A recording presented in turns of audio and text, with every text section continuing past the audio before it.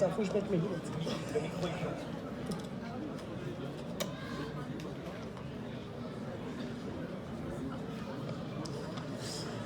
Bonjour à toutes et à tous.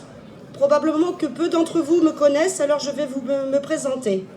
Joëlle Azman, productrice de lait à Saint-Philbert-de-Bouenne, pas très loin d'ici, en Vendée.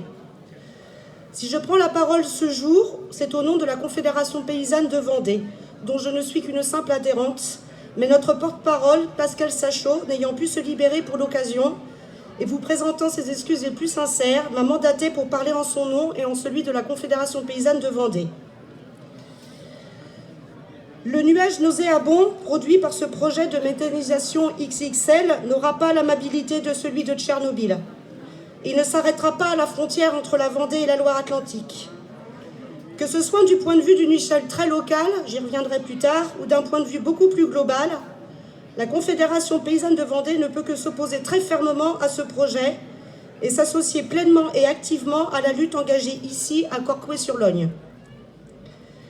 Afin de faire taire tout de suite les mauvaises langues et couper l'herbe sous le pied à ceux et celles qui prendraient un malin plaisir à caricaturer et réduire notre expression à un refus buté de toute modernité, je tiens à marteler très haut et très fort que non, la Confédération paysanne n'est pas contre tout.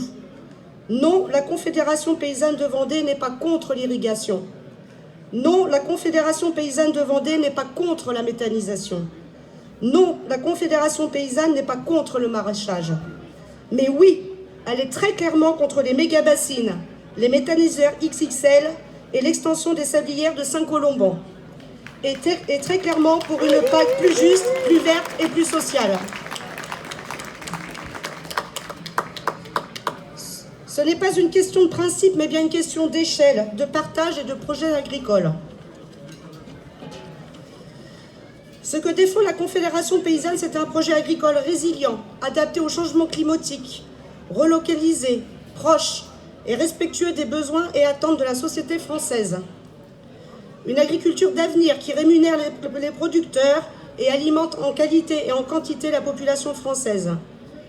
Un projet agricole qui ne mise pas sur l'exportation massive et la production d'énergie comme palliatif, qui ne parie pas sur les guerres et les famines d'ailleurs, qui ne spécule pas sur les pénuries tout aussi diverses et variées qu'imaginaires ou provoquées, pour continuer à foncer dans le mur et faire n'importe quoi.